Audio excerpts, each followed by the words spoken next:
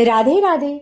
तो आज है नवरात्र का छठा दिन और माँ कात्यायनी आपके घर में बहुत सारी शुभकामनाएं और बहुत ही अच्छे अच्छे फल दें और ये साल आपके लिए एकदम मनोकामना पूर्ण वाला साल हो। तो नवरात्र के छठे दिन माँ कात्यायनी की पूजा की जाती है। इनकी उपासना और आराधना से भक्तों को बड़ी आसानी से अर्थ, धर्म, काम और मोक्ष चारों फलों की प्राप्ति होती है। तो मैं जा रही हूँ करने श्रृंगार अपनी माँ कात्यायनी का। आप लोग प्यार से देखिए और बताइए कि कैसी लग रही है मेरी मैया। तो कात्यायनी माँ की कथा हम लोग शुरू करते हैं। तो मैंने जैसा कि बताया कि इनकी उपासना और आराधना से भक्तों को बड़ी आसानी से अर्थ, धर्म, काम, मोक्ष चारों फलों की प्राप्ति होती है। उसके रोग, शोक, संतान और भय नष्ट हो जाते हैं। जन्मों के समस्त पाप भी नष्ट हो जाते हैं। इस देवी को नवरात्रि में छठे दिन पूजा जाता है। कात्य गोत्र में विश्व प्रसिद्ध महर्षि कात्यायन ने भगवती पराम्बा की उपासना की थी। कठिन तपस्या की थी। उनकी इच्छा थी कि उन्हें पुत्री प्राप्त हो। माँ भगवती ने उनके घर में पुत्री रूप में जन्म लिया, इसलिए यह देवी कात्यायनी कहलाई। इनका गुण शोध कार्य है, इसलिए इस वैज्ञानिक युग में कात्यायनी का महत्व सर्वाधिक हो जाता है। इनकी कृपा से ही सारे कार्य पूर्ण हो जाते हैं और ये वैद्यनाथ नामक स्थान पर प्रकट होकर पूजी गई थी, इसलिए माँ कात्यायनी अमोद फलदायिनी है। भगवान कृष्ण को पति के रूप में पाने के लिए ब्रज की गोपियों ने इन्हीं की पूजा की थी। यह पूजा कालिंदी यमुना के तट पर की गई थी, इसलिए यह वज्र मंडल की अधिष्ठात्री देवी के रूप में प्रतिष्ठित है। इनका स्वरूप अत्यंत भव्य और दिव्य है। ये स्वर्ण के समान चमकीली हैं और भास्वर हैं। इनकी चार भुजाएं हैं। दाईं तरफ का ऊपर वाला हाथ अभय मुद्रा में है तथा नीचे वाला हाथ वर मुद्रा में है। माँ के बाईं तरफ के ऊपर वाले हाथ में तलवार है और नीचे वाले हाथ में कमल का फूल सुशोभित है। इनका वाहन भी सिंह है। इनकी उपासना और आराधना से भक्तों को बड़ी आसानी से अर्थ, धर्म, काम, मोक्ष चारों फलों की प्राप्ति होती है। जन्मों के समस्त पाप भी नष्ट हो जाते हैं, इसलिए कहा जाता है कि इस देवी की उपासना करने से परम पद की प्राप्ति होती है। पौराणिक कथा के अनुसार एक बार महर्षि कात्यायन ने संतान की प्राप्ति के लिए देवी भगवती की कठोर तपस्या की। महर्षि की तपस्या से प्रसन्न होकर मां भगवती ने उन्हें साक्षात दर्शन दिए। उन्हें वरदान दिया कि वह उनके घर उनकी पुत्री के रूप में जन्म लेंगी। एक बार जब महिषासुर नामक एक दैत्य का अत्याचार बहुत बढ़ गया, जिससे सभी परेशान हो गए, तब त्रिदेव ब्रह्मा, विष्णु, महेश के तेज से देवी उत्पन्न हुई और जिसने महर्षि कात्यायन के घर जन्म लिया, जिस कारण उनका नाम कात्यायनी पड़ा। माता रानी के घर में पुत्री के रूप में जन्म लेने के बाद ऋषि कात्यायन ने सप्तमी, अष्टमी और नौमी तिथि पर माँ कात्यायनी की विधि पूजन से पूजा अर्चना की। इसके बाद माँ कात्यायनी ने दसवीं तिथि पर महिषासुर का वध किया, इसलिए उन्हें महिषासुर मर्दनी के नाम से भी जाना जाता है। तो ये थी हमारी माँ कात्यायनी की दिव्य कथा। तो आइए हम लोग जानते हैं कि आज के दिन में जो हम लोग 9वां और 10वां अध्याय पढ़ते हैं वो क्या है। तो 9वें अध्याय के बारे में मैं बता दूं कि जो सप्तशती है हमारा, उसके 9वें अध्याय में निशुंभ के वध का वर्णन है, जिसमें निशुंभ देवी द्वारा त्रिशूल के प्रहार से घायल होता है, लेकिन उससे ही उसके समान बलवान दैत्य निकलते हैं, जिन्हें चंडिका अपनी तलवार से मार डालती है। इसके बाद चंडिका और मातृगण मिलकर शुंभ के अन्य राक्षसों का वध करते हैं, जिनमें सिंह और काली शिवदूती भी सहायता करती हैं। तो लगभग इनका जो विस्तृत सार है उसमें निशुंभ का आगमन, चंडिका द्वारा निशुंभ पर प्रहार, नया दैत्य का जन्म, निशुंभ का सिर कटना, अन्य राक्षसों का वध, मातृगणों का युद्ध और अन्य दैत्यों का अंत, और अंत में अध्याय का समापन है जिसमें कि निशुंभ का वध है। तो अगर हम लोग देखें कि निशुंभ का आगमन कैसे हुआ था, तो रक्त बीज के मारे जाने के बाद अत्यंत क्रोधित जो निशुंभ था वह अपनी सेना लेकर युद्ध में आता है। चंडिका उसे देखकर त्रिशूल से प्रहार करती है, जिससे उसकी छाती फट जाती है। निशुंभ की छाती से ही एक समान पराक्रमी दैत्य उत्पन्न होता है जो युद्ध के लिए खड़ा हो जाता है। उस दैत्य को देखकर देवी जोर से हंसती हैं और अपनी तलवार से उसका सिर काट डालती हैं। इसके बाद सिंह असुरों का भक्षण करता है और काली शिवदूती राक्षसों का रक्त पीने लगती है। माहेश्वरी के त्रिशूल से कई राक्षस नष्ट होते हैं, वराही के प्रहार से छिन्न भिन्न होते हैं और वैष्णवी के चक्र से उनके टुकड़े टुकड़े हो जाते हैं। इंद्राणी के वज्र से कितने ही दैत्य और कचौमर निकलते हैं, कई भाग जाते हैं, कई काली, कई सिंह, कई शिव दूती का ग्रास बन जाते हैं।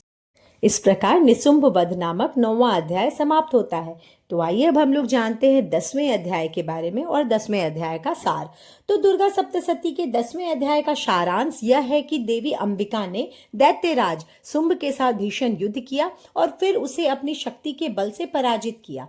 इसके बाद उन्होंने देवी चंडिका, जो शुंभ का ही दूसरा नाम था, के साथ युद्ध कर उसे समाप्त कर दिया और जगत में शांति स्थापित हुई, जिससे सभी देवता प्रसन्न हुए और पर्यावरण शांत हो गया।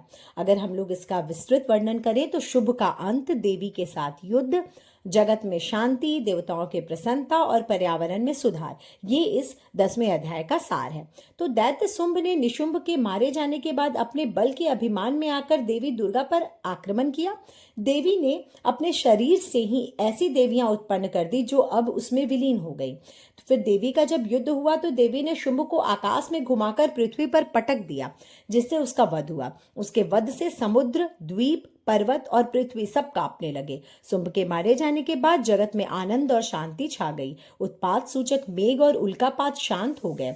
नदियां अपने सही मार्ग पर बहने लगी और चारों दिशाओं में भयंकर शब्द भी शांत हो गए। देवताओं का हृदय हर्ष से भर गया। गंधर्वों ने मधुर गीत गाए, गंधर्वियों ने वाद्य यंत्र बजाए और अप्सराएं नाचने लगे। पवित्र और शीतल वायु बहने लगी। सूर्य की कांति निर्मल हो गई और यज्ञशालाओं की बुझी हुई अग्नि स्वयं प्रज्वलित हो उठी। तो यह अध्याय देवी दुर्गा के द्वारा शुंभ के वध और उसके पश्चात जगत में सुख शांति के आगमन का वर्णन करता है। तो इस प्रकार 9वां और 10वां अध्याय समाप्त हुआ। कल हम लोग 11वां अध्याय की ओर अग्रसर होंगे। तो बहुत लोगों का प्रश्न आ रहा था कि अगर हम लोग दुर्गा सप्तशती का पूरा पाठ नहीं कर सके, समय के कमी के कारण या फिर किसी तरह का जो आप लोगों का स्वास्थ्य की वजह से अगर आप लोग नहीं कर पा रहे हैं, तो ऐसा कौन सा दिव्य मंत्र है जिसको पढ़ने से पूरे सप्तशती के पाठ का लाभ मिलता है। तो दुर्गा सप्तशती का पूरा पाठ न कर पाने की स्थिति में आप केवल सिद्ध कुंजिका स्तोत्र का पाठ कर सकते हैं, क्योंकि ऐसा माना जाता है कि यह पाठ पूरा करने के बराबर फल देता है। सिद्ध कुंजिका स्तोत्र देवी दुर्गा के चमत्कारी मंत्रों से जुड़ा हुआ है और श्री रुद्रयामल ग्रंथ में भगवान शिव ने पार्वती को बताया है। इस पाठ से जीवन के सभी कष्ट जो होते हैं, अभाव होते हैं और शत्रु जो होते हैं, सबका नाश हो जाता है। तो इस जो सिद्ध कुंजिका स्तोत्र है उसका लाभ क्या है वो मैं आपको बताती हूँ। तो समस्त फल की प्राप्ति होती है। यह स्रोत अपने आप में इतना शक्तिशाली है कि इसका पाठ करने से पूर्ण दुर्गा सप्तशती के समान ही फल प्राप्त होता है। शत्रुओं का नाश होता है। यह स्रोत जीवन में आने वाले शत्रुओं और उनकी नकारात्मक ऊर्जा को खत्म कर देता है, समस्याओं का समाधान कराता है, कर्ज से मुक्ति, स्वास्थ्य में सुधार और तरक्की में आ रही बाधाओं को दूर करने में सहायक है। सुखमय जीवन, वैवाहिक जीवन को सुखमय बनाने और जीवन की हर बाधा को दूर करने के लिए इसका पाठ किया जाता है। पाठ विधि करने के लिए संक्षिप्तता जो है, यदि आप पूरा सप्तशती पाठ करने में सक्षम नहीं है तो सिद्ध कुंजिका स्तोत्र का पाठ कर सकते हैं। यह शिव पार्वती संवाद है, तो ये श्री रुद्रयामल ग्रंथ के गौरी तंत्र में शिव और पार्वती के संवाद के रूप में वर्णित है। इस स्रोत को गुप्त रखने का निर्देश दिया गया है और इसे केवल भक्तिहीन पुरुषों को नहीं देना चाहिए।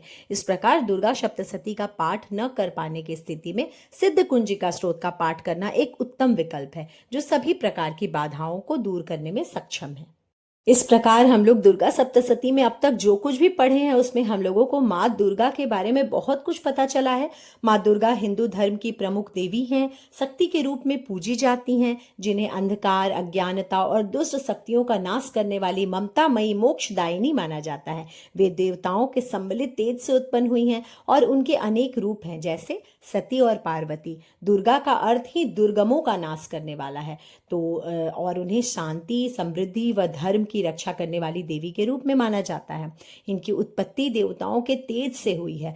ब्रह्मांड में जो राक्षस के इतने ज्यादा बढ़ते हुए अत्याचार से परेशान होकर देवता जो थे, जिसमें ब्रह्मा, विष्णु और शिव के पास जाके देवताओं ने सम्मिलित तेज से माँ का दुर्गा माँ को उत्पन्न किया था। यह तेज ही देवी के विभिन्न अंगों का रूप बना था।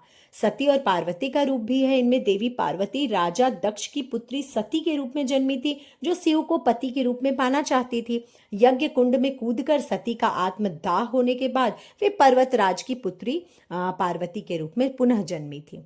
इनकी शक्तियां 8 प्रकार की शक्तियां जो हैं, उसमें माँ दुर्गा की अष्टभुजाओं को शरीर बल, विद्या बल, धन बल, शस्त्र बल, शौर्य बल, मनोबल और धर्म बल का प्रतीक माना जाता है। इनका प्रमुख कार्य में शामिल है राक्षसों का वध, कल्याणकारी स्वरूप।